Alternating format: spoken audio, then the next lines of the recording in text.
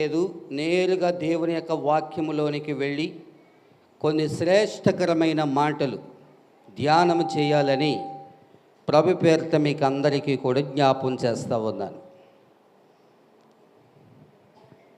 Okay, పరిశుద్ధ గ్రంథాలు తెరవండి అందరూ కూడాని. యోహాను సువార్త తీయండి, 20వ అధ్యాయం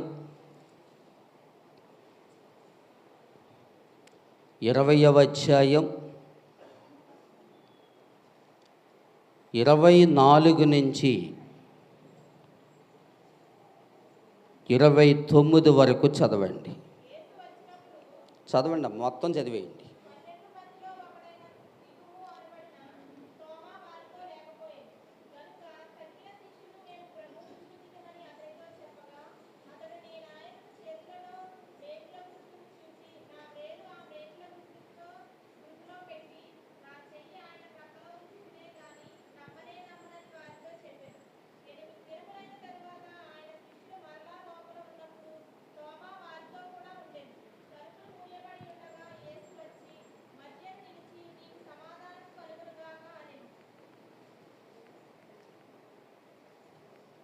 అమ్మాయి ఎంతవరకు చదివారు?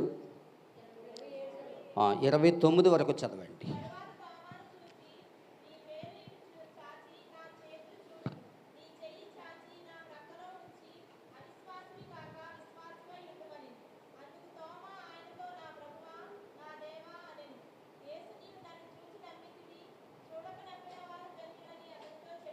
చాలమ్మా. చదవబడిన వాక్యము కొరకు ప్రార్థన చేద్దాం. పరమ తండ్రి, పరిశుద్ధాత్మ దేవాన్ని పరిశుద్ధమైన పాద సన్నిధిలో స్తోత్రాలు నాయన. చదవబడిన వాక్యాన్ని దీవించి, చదవబడిన బిడ్డను దీవించి ఆశీర్వదించి నాయన, వినగలిగిన చెవులను, గ్రహించగలిగిన హృదయాన్ని, నెమ్మది ఆలోచన యావత్తును మాకు దయచేసి నడిపించి మహిం పొందమని యేసునామమున ప్రార్థిస్తున్న మా పరమ తండ్రి, ఆమేన్. చదవబడిన వాక్యములో యేసుక్రీస్తు వారు ఏ వాక్యమైతే, ఏ ఉపదేశమైతే ఆయన ఉపదేశించారో, యేసుక్రీస్తు ఒక రోజున ఆయన మరణము పొంది సమాధిలో పెట్టి ఆయన చెప్పిన లేఖన మేరకు 3వ దినమందు సజీవుడై లేచి ఉండగా మొట్టమొదట ఎవరికి యేసయ్య కనిపించారు? రైట్ ఆన్సరు నో ఎస్ చెప్పండి అమ్మా. ఏ మరియమ్మ మార్తమ్మ కనిపించారు? నేను చెప్పింది ఏంటి? యేసు ప్రభువు ఆయన సమాధి నుండి లేచిన తరువాత మొట్టమొదటిగా ఎవరికి కనిపించెను? ఇది నా ప్రశ్న. సరైన ఆన్సర్ చెప్పండి అమ్మా. బహుమతులు గెలుచుకోండి. చెప్పండి ఏదోటి. యేసుప్రభు ఎవరికి కనిపించాడంటారు? కొంతమంది మార్తమ్మ అంటున్నారు, ఒకరేమో మరియమ్మ అంటున్నారు, ఇంకొకరేమో వేరే మరియమ్మ అంటున్నారు. ఎవరికి కనిపించాడంటారు? తోమ కనిపించాడా? మొట్టమొదటిగా ఎవరికి కనిపించాడు ఆయన? తోటమాలి. ఆయన ఎవరు? తోటమాలి. బుర్ర పెట్టండి సిస్టర్స్, బ్రదర్స్, బాగా బ్రెయిన్ పెట్టండి. బైబిల్లోను నేను చెప్తాను వినండి. యేసుక్రీస్తు ఆయన సమాధి నుండి లేచిన తర్వాత మొట్టమొదటిగా ఎవరికి కనిపించాడంటే మగ్దలేనే మరియకి కనిపించాడు. ఈ విషయం చెప్పడానికి తల్లడిల్లిపోతున్నారు మీరు. ఎన్నిసార్లు విన్నాం మనం, ఎన్నిసార్లు నేర్చుకున్నాము ఈ పదం, అయినా మామూలే. ఇప్పుడు చెప్పండి, ఎవరు కనిపించాడు? మగ్దలేనే మరియకు కనిపించాడు. అంతకుముందు మగ్దలేనే మరియ, సలోమి వీళ్ళు ఏం చేశారు?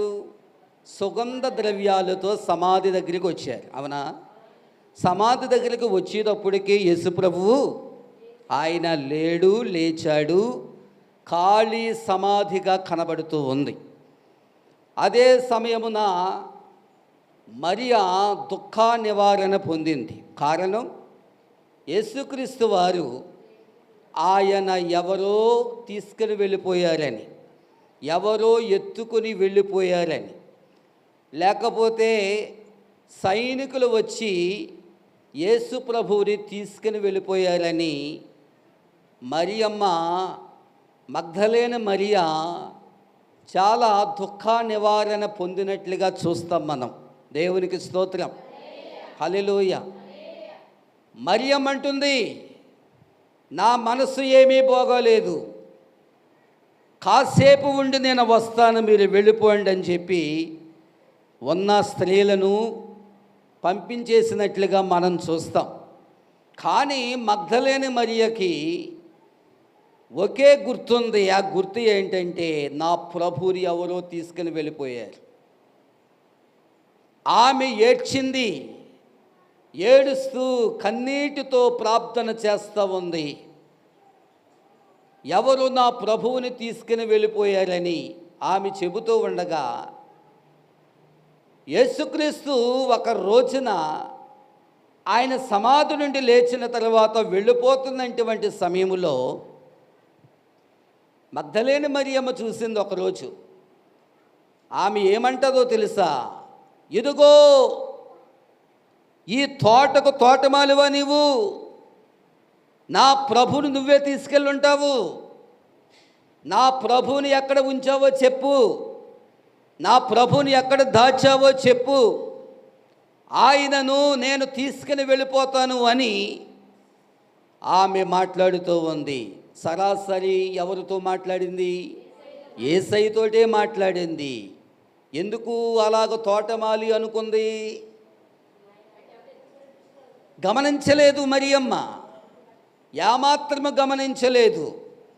యేసయ్య మరొకసారి మగ్దలేనే మరియమ్మ దగ్గరికి వచ్చి, నేనే మీ ప్రభువుని, నేను చెప్పినట్లుగా 3వ రోజున సమాధి నుండి లేచినటువంటి వాడిని, ఈ వార్త వెళ్ళి శిష్యులందరికీ కూడా చెప్పు అని మొట్టమొదటిగా మగ్దలేనే మరియమ్మకు చెప్పి, మగ్దలేనే మరియా ఎవరికి వార్త పంపించింది? శిష్యులందరికీ వార్త పంపించింది. దేవునికి స్తోత్రం, హల్లెలూయా. ఇప్పుడు మనము చదవబడిన వాక్యములో చూస్తే, మగ్దలేనే మరియమ్మకి ఒక్కసారి యేసు ప్రభు కనిపించిన తరువాత రెండవసారి శిష్యులకు యేసయ్య కనిపించాడు.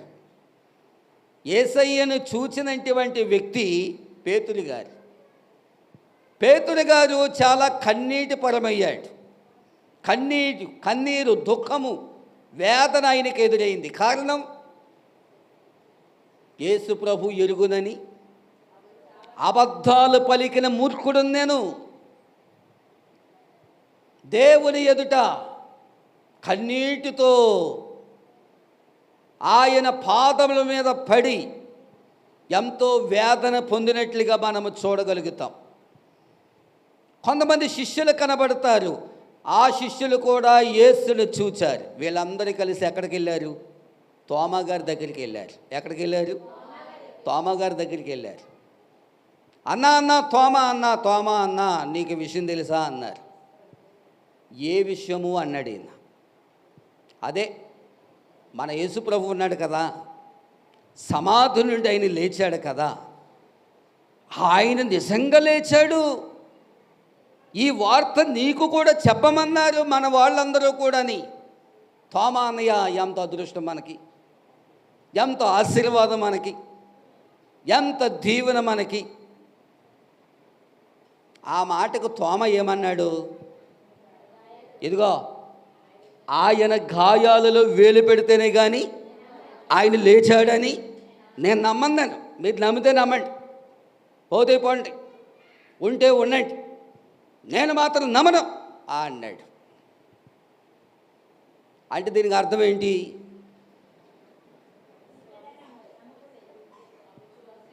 దీనికి అర్థం ఏంటంటే, ఓ రకంగా చెప్పాలంటే తోమా అనుమానంగాడు. ఏంటో చెప్పండి. అనుమానం. ఏ విషయంలో అనుమానం? ఆయన లేచాడా? నేను అసలు నమ్మను, నేను అస్సలు నమ్మను అన్నాడు. ఎంతమంది శిష్యులలో నమ్మని వాడు ఎవరంటే తోమ గారు. దేవునికి స్తోత్రం, హల్లెలూయా. తోమ గారు నమ్మలేదు. ఆ మాటను బట్టి ప్రభువుకు తెలిసిందే వార్త. యేసయ్య ఏమన్నాడు? నోరారా పలికాడు ఆ మాట. తోమ, చూచి నమ్మిన వారి కంటే చూడకుండగా నమ్మిన వారే ధన్యులు అన్నాడు. రెండు చేతుల పైకెత్తి స్తోత్రాలు చెల్లించండి. హల్లెలూయా. చూచి నమ్మిన వారి కంటే చూడకుండగా నమ్మిన వారే ధన్యులు అన్నాడు. ఇప్పుడు తోమ గొప్పోడా మనం గొప్పోళ్ళమా? అందరు చెప్పండి. తోమ గొప్పోడా మనం గొప్పోళ్ళమా? ఎందుకు గొప్పోళ్ళము? దేనిని నమ్మం మనం? ఎస్, ఆ వాక్యాన్ని నమ్మం మనం. ఆ వాక్యాన్ని మనం తెలుసుకున్నాం, వాక్యానుసారముగా నడిచాం మనం. సేవకులు చెప్పే ప్రతి మాటను మనము విన్నాం. అది విన్నాము గనుకనే, నమ్మాము గనుకనే అద్భుతాలు జరిగాయి, ఆశ్చర్య కార్యములు జరిగాయి. యేసయ్య మరణాన్ని నమ్మాము, పునరుత్థానం నమ్మాము, ఆయన లేచాడని మనము నమ్మాము, ఆయన పరలోకమందున్నటువంటి సింహాసనాసీనుడని అయినటువంటి అక్కడ ఉన్నాడని కూడా నమ్ముతూ ఉన్నాం. స్తోత్రాలు చెల్లించుదాం. హల్లెలూయా. తోమ అనుమాన పిచ్చంతా కూడా ఎప్పుడు పోయిందో తెలుసా? ఎవరు పోగొట్టారో తెలుసా? యేసయ్య పోగొట్టాడు. అనుమానంగాళ్ళు చాలామంది ఉన్నారు బైబిల్లో. అది సమయం కాదు మనకి. పేతురు గారు కూడా అనుమానంగా, పేతురు గారు కూడా అనుమానమే, తోమా గారు కూడా అనుమానమే, యోనా గారు కూడా అనుమానమే. దేవునికి స్తోత్రం, హల్లెలూయా. పేతురు గారు ఒక రోజున నీళ్ల మీద ప్రయాణం చేస్తున్న సమయంలో, నిజంగా నీవు యేసు ప్రభువైతే, రక్షకుడు అయితే, నీవు ఎలాగ నీటి మీద నడిచొచ్చావో అదే నీటి మీద, అదే సముద్రము మీద నన్ను కూడా నడిచేలాగా నాకు శక్తిని ఇస్తావా అన్నాడు. ప్రభు ఏమన్నాడు? నీకు నమ్మకం ఉంటే నడిచిరా అన్నాడు. నీకు నమ్మకం ఉంటే నడిచిరా అన్నాడు. ఆయనకు నమ్మకం కలిగింది. నమ్మకం కలిగి ఏం చేశాడు? వెనక్కు చూశాడు. ఏం చూశాడు? వెనక్కు చూశాడు. వెనక్కు చూస్తే పడవలో శిష్యులు ఉన్నారు. శిష్యులు ఇంక చూసి ఏమన్నాడు? ఇదిగో ఎంతమంది ఉన్నారు శిష్యులు? 12 మంది. 12 మందిలో నన్నొక్కడిని యేసుప్రభు ఎందుకు రమ్మన్నాడు? నన్ను ఎందుకు రమ్మన్నాడు? నన్ను ఎంతగా ప్రేమించాడంటే అంతగా ప్రేమించాడని చంకల వాయిస్తూ, బడాయి చెబుతూ అయ్యగారు ఏం చేశారు? సముద్రంలోకి దిగారు. ఒక్కో అడిగేశాడు, ప్రభువా ఎంత సూపరవయ్యా నువ్వు అడిగేశాడు. పాపం రెండో అడిగేశాడు. అయినా అనుమానం పోలేదు. అనుమానం స్టార్ట్ అయ్యింది. మూడో అడిగేశాడు. పూర్తిగా అనుమానం వచ్చేసింది. ఈ నీటిలో పడి చచ్చిపోతానేమో, ఇంకా నేను బ్రతకనేమో, ఇంకా నేను లేగనేమో అన్న అనుమానం కలిగి, ప్రభువా ప్రభువా నన్ను రక్షించు ప్రభువా, నన్ను రక్షించు ప్రభువా, నన్ను రక్షించు ప్రభు అని నీటిలో మునిగిపోయాడు. ప్రభు ఏమన్నాడు ఆ మాటను చూసి? నీ నమ్మకమే నీటి మీద నడిపించింది, నీ స్వంత అనుమానమే నీటిని ముంచేసింది అన్నాడు. దేవునికి స్తోత్రం, హల్లెలూయా. ఈ రోజున మనము చూస్తే ఈ అనుమానం ప్రపంచాన్ని ఏం చేస్తూ ఉంది? ఈరోజు అనుమానాన్ని ప్రపంచంలో ఉన్న ప్రజల్ని ఏం చేస్తూ ఉందంటే అనుమానములో ముంచుతుంది, అనుమానము చీకట్లో పడేస్తుంది, అనుమానం అనే భ్రమలోకి నడిపిస్తూ ఉంది. కానీ దేవుని యొక్క వాక్యం చెప్పేదేంటో తెలుసా? అనుమానం ఉన్నవాడు ఎవడైనా సరే, ఏ స్త్రీ అయినా సరే, ఏ పురుషుడైనా సరే, ఏ యవనస్తుడైనా సరే, ఏ యవనస్తురాలైనా సరే, అనుమానం ఉన్నటువంటి ఎవరైతే ఉన్నారో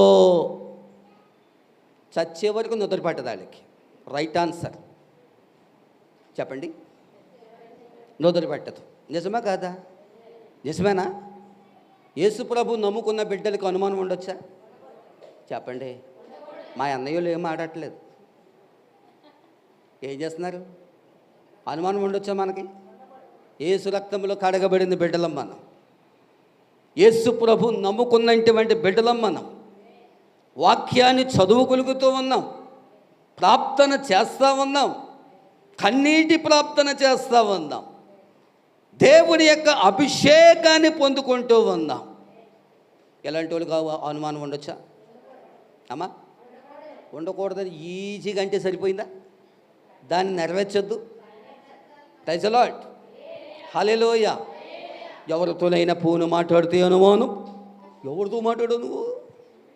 ఎవరితో మాట్లాడావు? అయ్యగారేమో బయటికి వెళ్ళిన వెంటనే ఆ ఫోను లాక్కు ఎక్కడుందో ఆ లాక్కు తెలుసుకొని ఓపెన్ చేసి వీడు ఎవరితో మాట్లాడాడు ఇప్పుడు దాకా? ఆడవాళ్ళతో మాట్లాడా, మగుడితో మాట్లాడా, ఎవరితో మాట్లాడాడు? దాని చెక్కింగులు. ఎస్, చెక్కింగులు.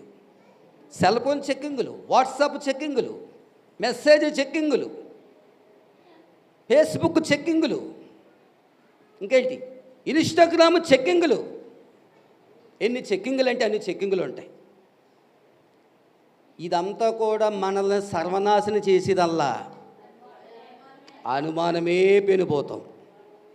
చెప్పండి, అనుమానమే పెనుపోతాం. దేవునికి స్తోత్రం చెప్పండి. హల్లెలూయా. నిజంగా నువ్వు తప్పు చేస్తే పరమ తండ్రి చూసుకుంటాడు. మిగతాయి నీకు అనవసరమై. నువ్వేదైనా పొరపాటు చేస్తే ఆ పరమ తండ్రి శిక్ష వేస్తాడు. అర్థమవుతుందా? కేవలం భార్యాభర్తలుగానే కాదు, అందరికీ, సమాజంలో ఉన్నటువంటి ప్రతి వారికి ఏది ఉండకూడదు? అనుమానం ఉండకూడదు. అనుమానం ఉంటే ప్రార్థన వేస్ట్, అనుమానం ఉంటే ఆరాధన వేస్ట్, అనుమానం ఉంటే పరిశుద్ధాత్మ వేస్ట్, అనుమానం ఉంటే కన్నీటి ప్రార్థన కూడా వేస్ట్. దేవునికి స్తోత్రం. హల్లెలూయా. యేసయ్య రక్తముతో కడగబడినటువంటి బిడ్డలమైనటువంటి మనం ఈ అనుమానం ఎక్కడి నుంచి వచ్చిందంటే ఇక్కడి నుంచే వచ్చింది. ఎస్, తోమా. దేవునికి స్తోత్రం. నేను నమ్మను అన్నాడు ఆయన. చూస్తేనే నమ్ముతాను నేను అన్నాడు. ఏలు పెడితేనే నేను నమ్ముతాను అన్నాడు. చివరికి తోమా ఏం చేశాడో తెలుసా? యేసయ్య దగ్గరికి వెళ్ళి అసలు నిజంగా ఈయన సమాధి నుండి బయటకు వచ్చాడా, దెయ్యమైపోయి వచ్చాడా? నిజంగా యేసుప్రభులాగే వచ్చాడా, దెయ్యమైపోయికైనా వచ్చి మనకు కనబడుతున్నాడా? అనుమానం కలిగింది.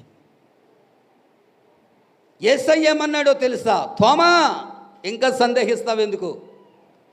నా గాయములో వేలు పెట్టి నీ అనుమానము తీర్చుకో అన్నాడు ఆయన. యేసు ప్రభు ఎదుట అనుమానం పడ్డాడండి తోమ. మనం ఎంతటోళ్ళమండి? మనం ఎలాంటి వారమండి? దేవునికి స్తోత్రం కలిగినగా. హల్లెలూయా. దేవుని బిడ్డ, ఒక్క విషయం చెప్తున్నాను, చాలా జాగ్రత్తగా గమనించండి. అనుమానం ఉన్న ప్రతి వ్యక్తి కూడా చచ్చే వరకు అనుమానం పోదు. ఒక సామెత ఉంది, చెప్పండి. చచ్చే వరకు కూడా ఏం పోదంట? అనుమానం పోదు. ఆ అనుమానం ఎప్పుడు పోయిందో తెలుసా తోమకి? పునరుద్ధానం బయటకు వచ్చాకే దరిద్రం పోయింది. ఆ పునరుద్ధానం వచ్చిన తర్వాత యేసు ప్రభువు తోమా దగ్గరికి వెళ్ళిన తర్వాత నా గాయములో వేలు పెట్టి చూడు, నీ అనుమానం తీర్చుగానే చెప్పగానే తోమా గిలగల్లాడిపోయాడు కింద పడి. అయ్యో ప్రభువా, నీ మీద నేను అనుమానించాను నాయనా, నిన్ను అనుమానించాను నాయనా, నీ బలాన్ని అనుమానించాను నాయనా, నీ వారినందరినీ కూడా నేను అనుమానించాను నాయనా. నన్ను క్షమించు తండ్రి, నన్ను క్షమించు నాయనా, నన్ను క్షమించు నాయనా. పశ్చాత్తాపడ్డాడు. ఒకవేళ నువ్వు అనుమానం పడితే గాక ఈరోజు నీలో పశ్చాత్తాపం ఉందా లేదా? ఒక తోమాకు ఉందంటే పశ్చాత్తాపం నీకు ఉందా లేదా అని ప్రభు అడుగుతూ ఉన్నాడు. దేవునికి స్తోత్రం. హల్లెలూయా. ఒకసారి మాయిదారి సెల్ ఫోన్లు ఏం చేస్తాయో తెలుసా? ఎవ్వరికి ఫోన్ చేసిన బిజీ బిజీ అంటుంది. అది వాస్తవంగా వేరే వాళ్ళతో మాట్లాడినందుకు బిజీ కాదు. అది దాన్ని ఏమంటారమ్మా? Coverage area network. ఒక్కోసారి ఏమంటారమ్మా? అవుట్ ఆఫ్ నెట్వర్కా? కవరేజ్ ఏరియా అంట. అవుట్ ఆఫ్ కవరేజ్ ఏరియా అంట. ఒక్కోసారి అది సిగ్నల్ అందక ఏమంటుంది సెల్ ఫోను? ఒక్కోసారి ఏమో సెల్ ఫోను స్విచ్ ఆఫ్ చేయబడి ఉంది అని చెప్తుంది. ఒక్కోసారి ఏం చెప్తుంది? బిజీ అంటుంది. ఒక్కోసారి ఏమంటుంది? కీక్ కాక్ కీక్ అంటుంది. అవునా? ఆ దెబ్బతోటి మన వెనకాల ఉన్నటువంటి ఉంటారు కదా దూతలు, దేవదూతలు. వాళ్ళు ఆ దేవదూతలు లాంటి మనుషులకి ఏమర్థమవుతుందంటే నిజం తెలియక మా ఇదలేడు, దిక్కుమలేడు, ఎవరితో మాట్లాడుతున్నాడో, లేకపోతే ఆ పురుషుడైన వాడు మాట్లాడితే ఆడదేమంటుంది, లేకపోతే మగోడేమంటాడు భార్యను పట్టుకుని, అయ్యి బాబు మా ఆవిడ పొద్దున్న అనగెళ్ళింది బజార్కి, పొద్దున్న అనగెళ్ళింది, సాయంకాలం వచ్చింది, ఈ సాయంకాలం దాకా ఎవరితో మాట్లాడుతుందో. ఈ అనుమానం ఎందుకు వచ్చింది నీకు? ఈ అనుమానం పెట్టినోడు ఎవడాడు? ఆడు పెద్ద సైతానుగాడాడు. ఆ సైతానుగాడి మాటలు విని నమ్మి నువ్వేం చేస్తా ఉన్నావు?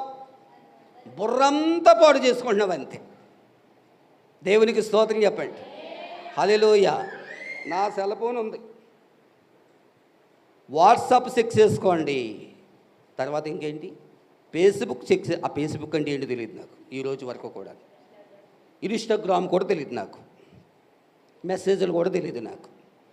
మెసేజ్లోకి వెళ్ళండి, లేకపోతే వాట్సాప్లోకి వెళ్ళండి, నో ప్రాబ్లం. లాక్ కూడా తీసిస్తాను మీకు.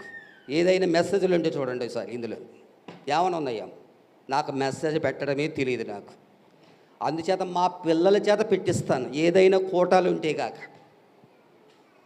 అర్థమవుతుందా? గట్టిగా స్తోత్రాలు చెల్లించాను. హల్లెలూయా.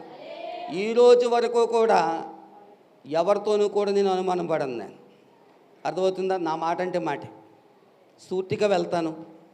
వింటే వింటారు, లేకపోతే ఇలా అన్నట్టుగా వెళ్ళిపోతాను నేను. ఒక్కొక్కడు గోప దగ్గరికి పెట్టుకుని సాయంకాలం దాకా మాట్లాడుతూనే ఉంటాడు. గోప గియ్యమని పోలేక, అయినా కానీ ఆడికి ఏమనిపించదు, ఏమనిపించదు. ఇదంతా కూడా ఏమవుతుందంటే అనుమానం అనే దరిద్రత ముందుకు వచ్చి మనలను పాడు చేస్తూ ఉంది. చేతుల పైకెత్తి స్తోత్రాలు చెల్లించుదాం. హల్లెలూయా. నీ అనుమానం పోవాలంటే, నీ దరిద్రం పోవాలంటే, నీవు ఆరోగ్యకరంగా ఉండాలంటే, అనుమానం రాకుండా ఉండాలంటే నీ నేత్రాలు, నీ మనస్సు, నీ హృదయం దేవుని యొక్క వాక్యం వైపు మళ్ళిస్తే ఏ అనుమానం రాకుండా కాపాడేవాడు ఆయనే. దేవునికి స్తోత్రం చెప్పండి. హల్లెలూయా. చివరికి తోమాకి అనుమానం ఎప్పుడు పోయిందో తెలుసా? ఆయన గాయాల్లో వేలు పెట్టిన తరువాత, పశ్చాత్తాపడిన తరువాత, కన్నీరు కార్చిన తరువాత, ఏడ్చిన తరువాత, ఇంకెప్పుడు నీ విషయంలో నాయన నేను అనుమానం పడను నాయన తీర్మానం చేసుకున్నాడు తోమ. ఆయన ఎంత అనుమానం పడ్డాడో అంత శక్తి కొలది ఆయన సువార్త పరిచర్య చేశాడండి. Praise the lord. హల్లెలూయా. చివరికి ఆయన హతసాక్షి చేయబడ్డాడు. ఆయన రాళ్లతో కొట్టి చంపేశారు. ఆయన్ని హతసాక్షి చేయబడ్డాడండి. సువార్త చివరి వరకు కూడా దేవుని యొక్క ప్రక్షాళన, దేవుని యొక్క సన్నిధి ఆయన మీదే ఉంచి నడిపించులాగున గతమదంతా కూడా తోమ ఒకసారి గుర్తు చేసుకుంటాడు. ఏమనో తెలుసా? యేసు ప్రభు ఎదుటే నేను అనుమానం పడ్డా, తోమాను నేను. అందుకును నాకున్నటువంటి ఈ అనుమానం అనే బలహీనత నుండి తొలగించిన వాడు నజరేయుడైన యేసుక్రీస్తు మాత్రమేనని సాక్ష్యం ఇచ్చాడు. దేవునికి స్తోత్రం, హల్లెలూయా. అందుచేత దేవుని యొక్క బిడ్డలారా, ఈ ఉదయకాల సమయంలో పరిశుద్ధాత్మ దేవుడు మనతో మాట్లాడేది ఏంటంటే, చూడక నమ్మిన వారి ధన్యులు అన్నాడు. ఎవరు ధన్యులండి? చూడక నమ్మిన వారు మాత్రమే వారు ధన్యులు, ధన్యులు, ధన్యులు. ఎవరు ధన్యులు? వాక్యము చదివేవారు, ప్రార్థన చేసేవారు, ప్రార్థనలో ఉండేవారు, వాక్యములో లీనమైపోయిన వారు, పాటలు పాడేవారు, ఆరాధన చేసేవారు ధన్యులు అన్నాడు ఆయన. ధన్యకరమ జీవితం నీకు కావాలంటే, ధన్యుడిగా నీ ఉండాలంటే, ధన్యతగా నీవు భావించాలంటే, ధన్యులుగా నీవు ప్రభువుల ముందుకు వెళ్ళాలి అంటే, అనుమానమనే శోధన నుండి విడిపించబడాలి. దేవునికి స్తోత్రం, హల్లెలూయా. అందుకనే బైబిల్ ఏమంటుంది? హృదయ శుద్ధి గల వారు ధన్యులు, వారు దేవుని చూచెదరు అని దేవుని యొక్క వాక్యము మనకు సెలవిస్తూ ఉంది. హృదయము, దేవుడు మనకి మంచి హృదయాన్ని ఇచ్చాడు, మంచి మనస్సును దేవుడు ఇచ్చాడు, మంచి తలంతులను దేవుడు ఇచ్చాడు, మంచి అభిషేకాన్ని దేవుడు ఇచ్చాడు, మంచి ఆలోచనలను దేవుడు ఇచ్చాడు, మంచి హృదయాన్ని, వివేకాన్ని దేవుడు మనకి ఇచ్చాడు. మనసుంటే చెప్పండి, తెలీదా? మనసుంటే మార్గం ఉంటుందంట. ఏముంటే? మనసుంటే మార్గం ఉంటుందంట. మనసు కలిగినోడు దేవుని సన్నిధికి వాడబడతాడు. మనసు కలిగినోడు దేవుని సన్నిధికి వెళ్తాడు. మనసు కలిగినోడు దేవునిని ఆరాధన చేస్తాడు. మనసు కలిగినోడు దేవునిని స్తుతిస్తాడు. మనసు లేనోడు ఎక్కడికి వెళ్ళలేడు. ఏంటన్నారా? మనసు లేనోడు ఎక్కడికి వెళ్ళలేడండి, ఎక్కడికి వెళ్ళలేడు. దేవునికి స్తోత్రం, హల్లెలూయా. అందుకని ఎంతవరకు నేను చెప్పిందంతా ఉపోద్ఘాతమే. మీరు ఎంతవరకు వింటారో ఉండండి. సమయము 7:08 అయింది. నేను తొందరగా ముగించాలని నేను వాసిస్తూ ఉన్నాను. దేవునికి స్తోత్రం చెప్పండి. హల్లెలూయా, హల్లెలూయా. ఓకే. 1, పాపానికి ప్రాయశ్చిత్తము పొందినవారు ధన్యులు. నెంబర్ 1, పాపానికి ప్రాయశ్చిత్తము పొందినవారు ధన్యులు. కీర్తన గ్రంథంలోనికి రండి, కీర్తన గ్రంథంలోనికి రండి. 32వ కీర్తన, 32వ కీర్తన 32. చదవమ్మా. మొదటిది, తన అతిక్రమములకు పరిహారము నొందినవాడు, తన పాపమునకు ప్రాయశ్చిత్తము నొందినవాడు ధన్యుడు. దేవునికి స్తోత్రం, హల్లెలూయా. తన అతిక్రమములకు పరిహారము నొందినవాడు, తన పాపమునకు ప్రాయశ్చిత్తము అనగా, ప్రాయశ్చిత్తము అంటే తగ్గింపుతో ఏడ్చి ప్రార్థించి క్షమించమని దేవునిని అడిగిన వాడు ధన్యుడు. దేవునికి స్తోత్రం, హల్లెలూయా. దైవజనుడైనటువంటి దావీదు ఆయన చెప్పిన మాట ఏంటంటే, నీవు ధన్యుడిగా ఉండాలంటే పాప పరిహారార్థము నిమిత్తము అనగా యేసు రక్తము ద్వారా చిందించబడినటువంటి రక్తము ద్వారా ఎలాగైతే యేసయ్య క్షమించాడో, మనము కూడా స్నేహితులను కానివ్వండి, పొరుగువారిని కానివ్వండి, లేకపోతే మరొకరిని కానివ్వండి క్షమించమని అర్హత ఎవరికైతే ఉందో వారు ధన్యులు అని చెబుతూ ఉన్నాడు ఆయన. దేవునికి స్తోత్రం, హల్లెలూయా. దావీదు ఒక రోజున ఒంటరిగా స్నానం చేస్తూ అమ్మాయిని చూశాడంట. ఒక రోజున అతను తెలిసి చూశాడా తెలియక చూశాడని వాక్యంలో చదివితే గాక ఆయన పొరపాటుని చూస్తున్నాడు.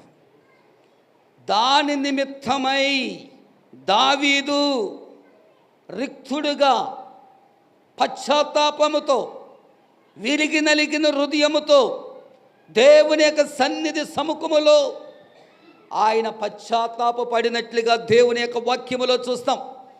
ఆనాటి నుండి ఆయన మరణము పొందే వరకు కూడా మంచిగా ఆయన బ్రతుకు కలిగి ఒక ఆశీర్వాదకరముగా దీవెనకరముగా పరిశుద్ధుడైనటువంటి దావీదు ఉన్నాడని దేవుని యొక్క వాక్యము మనకి సెలవిస్తూ ఉంది. దేవునికి స్తోత్రం, హల్లెలూయా. ఇంకా మనము చూస్తూ ఉంటే రెండోది, యెహోవాను నమ్ముకుని వారు ధన్యులు. రెండోది ఏంటో తెలుసా? యెహోవాను నమ్ముకుని వారు ధన్యులు. కీర్తనలు 40వ కీర్తన 4వ చరణం చదవండి. గర్విష్ఠులైనను త్రోవ విడిచి అబద్ధములు తట్టు తిరుగువారినైనను లక్ష్య పెట్టక యెహోవాను నమ్ముకొనువాడు ధన్యుడు. దేవునికి స్తోత్రం, హల్లెలూయా. యెహోవాను నమ్ముకొనువాడు ధన్యుడు. యెహోవాను నమ్ముకొనువాడు ధన్యుడు. ఒక్కసారి నమ్మిన తర్వాత, ఒక్కసారి యేసయ్యను తెలుసుకున్న తర్వాత పాపమనే ఊబిలోనికి పరిగెడితే ధన్యులము కాము. రక్షణ పొందిన తర్వాత బాప్తిస్మ వేరు, రక్షణ వేరు, అభిషేకము వేరు. బాప్తిస్మము అనేది ఎందుకు?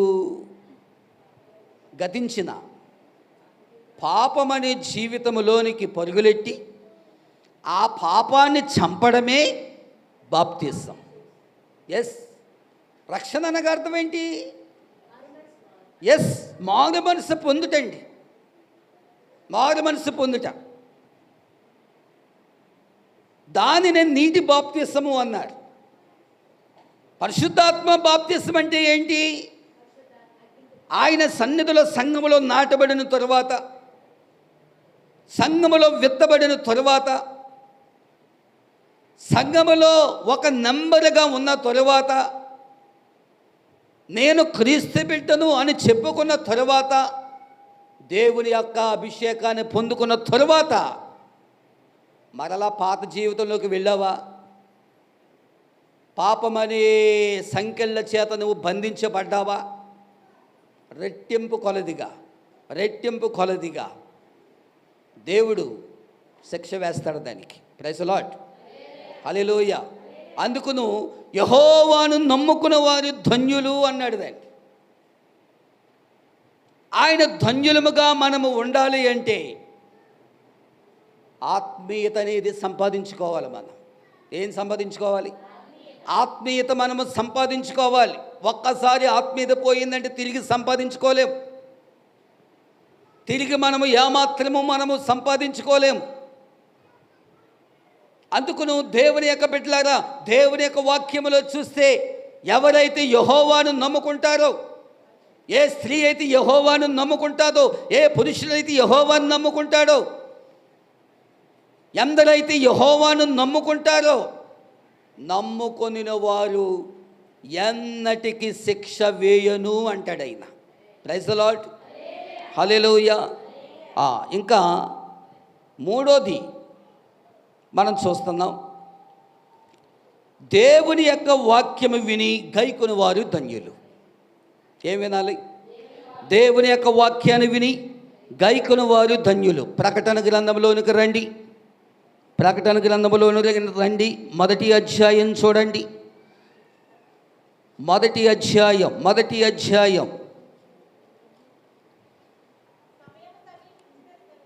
3 చదవండి. ఈ ప్రవచన వాక్యములు చదువువాడును వాటిని విని ఇందులో రాయబడిన సంగతులను గైకొనువారును ధన్యులు. దేవునికి స్తోత్రం. హల్లెలూయా. ఏంటంట? సమయము సమీపించడం అంటే అర్థం ఏంటి? హలో, సమయం ఇంకా లేదు అని అర్థం. సమయము లేదు కనుక ఏం చేయాలి? ఈ వాక్యములు చదువువాడును, లేకపోతే ఈ ప్రవచన వాక్యములు చదువువాడును, వాటిని విన్నవాడును, వాటిని ధ్యానించువాడును, వాటిని గైకొనవారును ధన్యులు అన్నాడు. గైకొనడం అంటే, చదవడం అంటే, వినడం అంటే, వాక్యానుసారముగా నడవడం అంటే, ఎవరైతే వాటిని చదువుతారో, ఎవరైతే వింటారో, ఎవరైతే గైకొంటారో ధన్యులు అన్నాడు. ఇప్పుడు మనము ధన్యులముగా ఉండాలంటే బైబిల్ చేతితో పట్టుకొని చదవాలి. ఏం చేయాలి? చదవాలి. నిన్నటి వరకు కూడా బైబిల్ చదివిన వాళ్ళు ఎవరైనా ఉన్నారా? నిన్నటి వరకు, శనివారం వరకు లేదండి.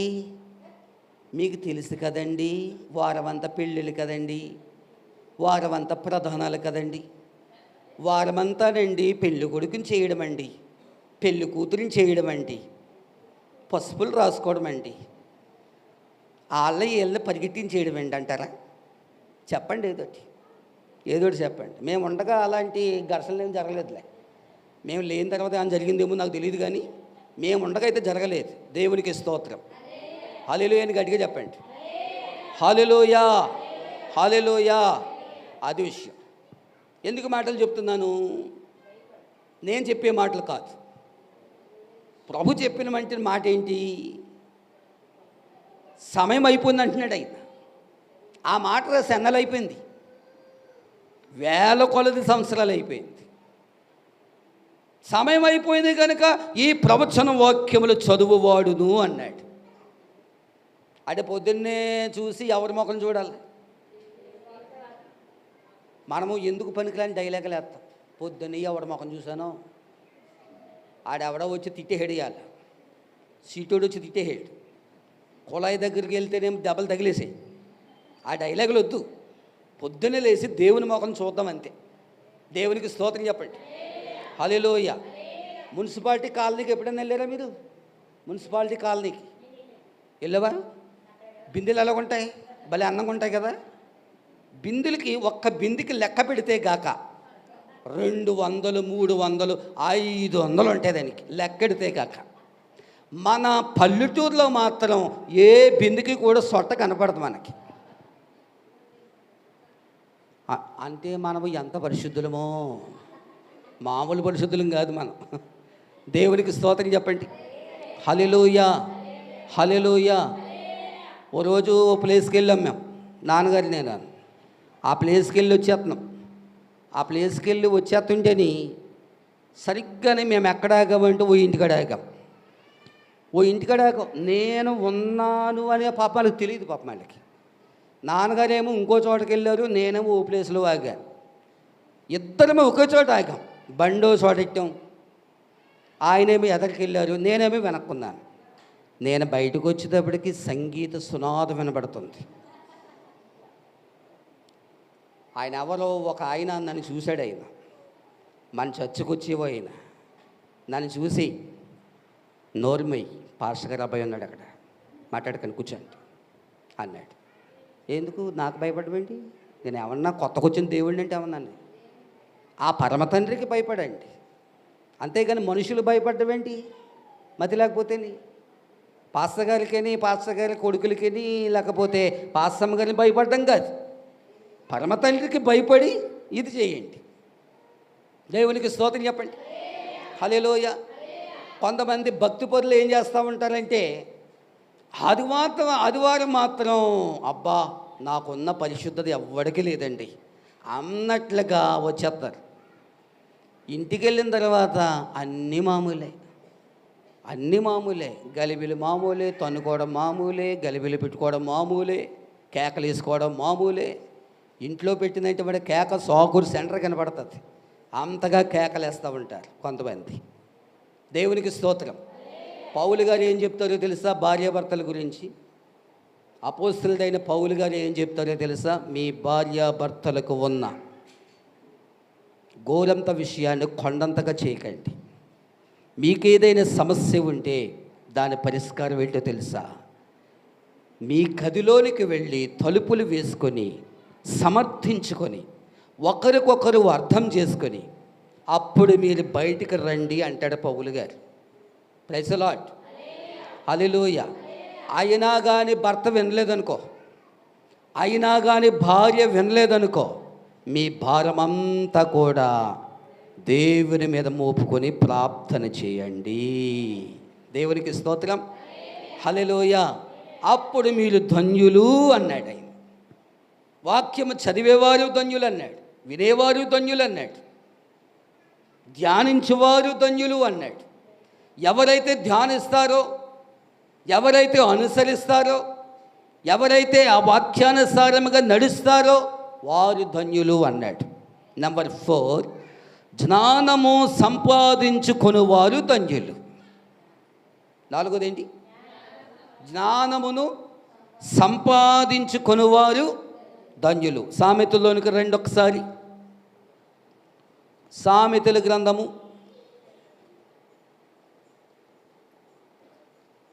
3వ అధ్యాయం 3:18 వచనం. దాని నవలంబించు వారికి అది జీవవృక్షము, దాని పట్టుకుని వారందరూ ధన్యులు. 19, జ్ఞానము వలన యెహోవా భూమిని స్థాపించెను, వివేచన వలన ఆయన ఆకాశ విశాలమును స్థిరపరచెను. దేవునికి స్తోత్రం, హల్లెలూయా. జ్ఞానము కావాలని మన పరమ తండ్రి యేసుక్రీస్తు వారు ఎవరిని అడిగాడు? తన తండ్రిని ఎదుట అడిగాడు. దేవా, నీ జ్ఞానము నాకు ఈ తండ్రి అన్నాడు. మనం ఈరోజు జ్ఞానము కావాలంటే ఎవరిని అడుగుతూ ఉన్నాం? యేసు ప్రభు వారిని అడుగుతూ ఉన్నాం. నీ జ్ఞానము నాకు కావాలనైనా, నీ శక్తి నాకు కావాలనైనా, నీ వివేచన నాకు కావాలనైనా, నీ జ్ఞానముతో యేసయ్యా నన్ను నడిపించమని ప్రభువుని అడుగుతూ ఉన్నాం. దేవునికి స్తోత్రం, హల్లెలూయా. ఒక కూతురికి పెళ్లి చేయాలంటే జ్ఞానం కావాలి. ఆ కుమార్తెని ఏ విధంగా స్వీకరించాలో, అత్తవారింటికి ఏ విధంగా పంపించాలో, ఆమెకి ఎలాంటి బాగోగులు ఇచ్చి పంపించాలో, రాబోతున్నటువంటి అల్లుడు ఎలాంటి వాడో తగినటువంటి జ్ఞానముతో మాత్రమే ఆ కుమార్తెను ఫలానా ఇంటికి ఇచ్చి పెండ్లు చేయుట. దేవునికి స్తోత్రం, హల్లెలూయా. గుడ్డెద్దు మోలోకంలాగా ఏదో ఉంది, ఎవడో దొరికాడు అనేసి పెండ్లి చేస్తే అనుభవించేది నీవు. అర్థమవుతుందా? వేదన పడేది నీవు.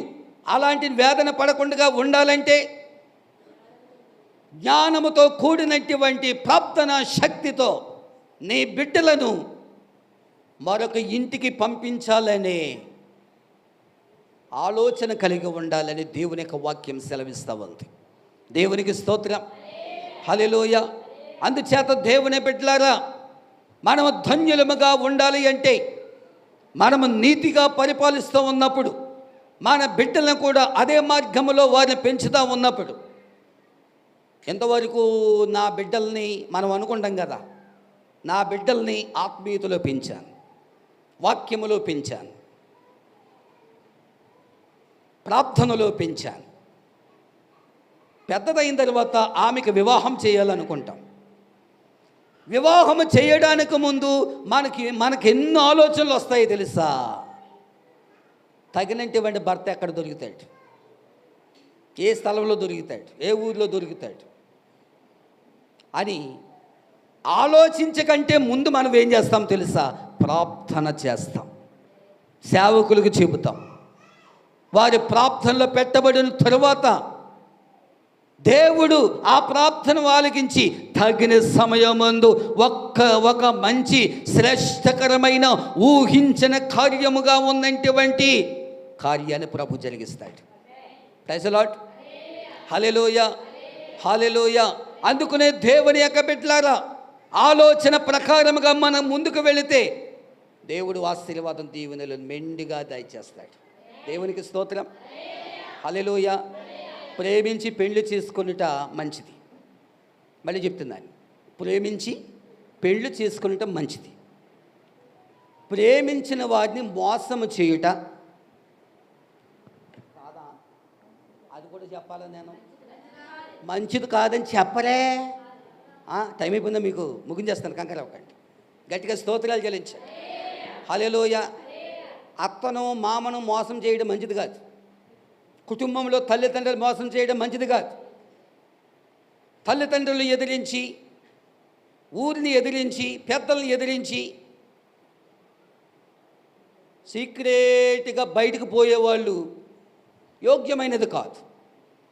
ఒకవేళ పరిష్కారం చేసి పడినచో దేవుడు తప్పనిసరిగా ఆ ప్రార్థన ప్రభు అంగీకరిస్తాడు. Praise the lord. హల్లెలూయా.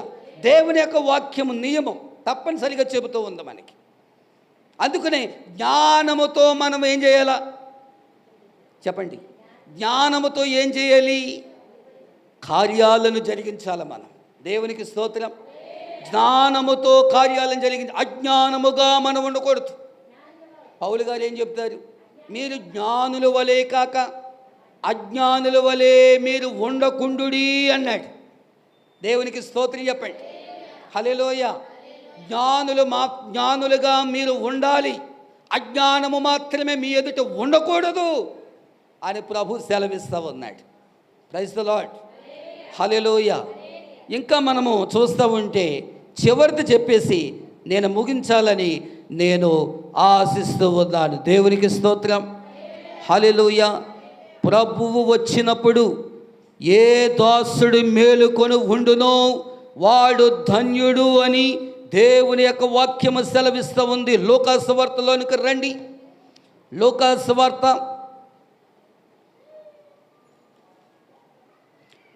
12వ అధ్యాయం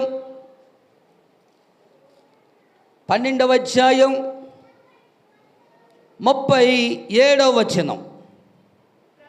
ప్రభు వచ్చి ఏ దాసులు మెలకుగా ఉండుట కనుగొనునో ఆ దాసులు ధన్యులు. అతడు నడుము కట్టుకొని వారిని భోజన పంక్తిని కూర్చుండబెట్టి తానే వచ్చి వారికి ఉపచారము చేయునని మీతో నిశ్చయముగా చెప్పుచున్నాను. దేవునికి స్తోత్రం చెప్పండి. హల్లెలూయా. యేసయ్య వచ్చినప్పుడు ఏ దాసుడు మేలుకొని ఉండునో వాడు ధన్యుడు.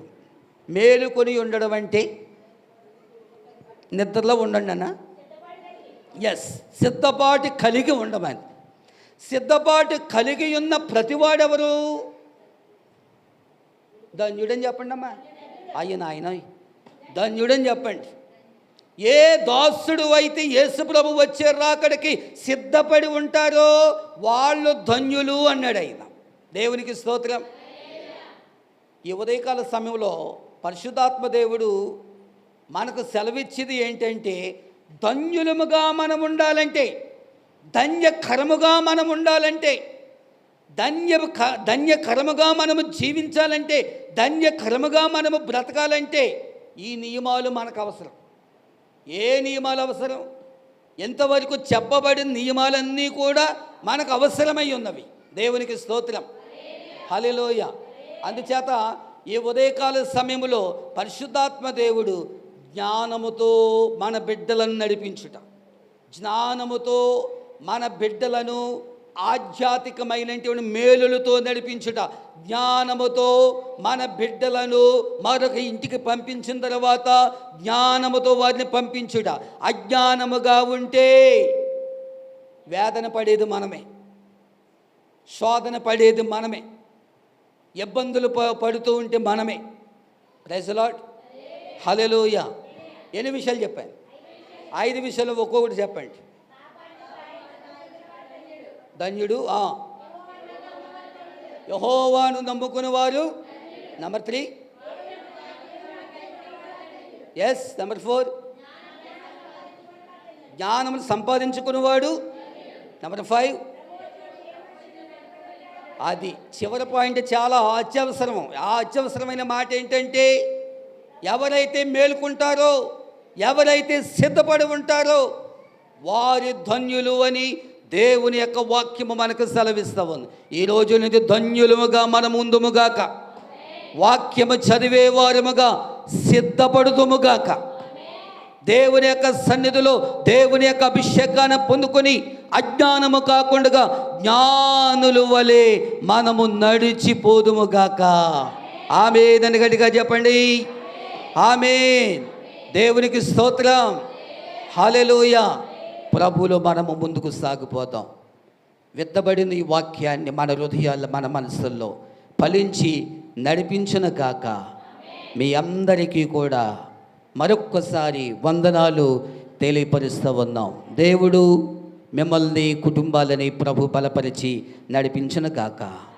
ఆమేన్. ప్రార్థన చేద్దాం. తలలు వంచండి, కళ్ళు మూసుకోండి. మా పరమ తండ్రి, మా యేసు ప్రభువా, నీ పరిశుద్ధమైన పాద సన్నిధిలో స్తోత్రాలు చెల్లిస్తూ ఉన్నాం. ఇంతవరకు మీరు మాతో మాట్లాడారు నాయనా.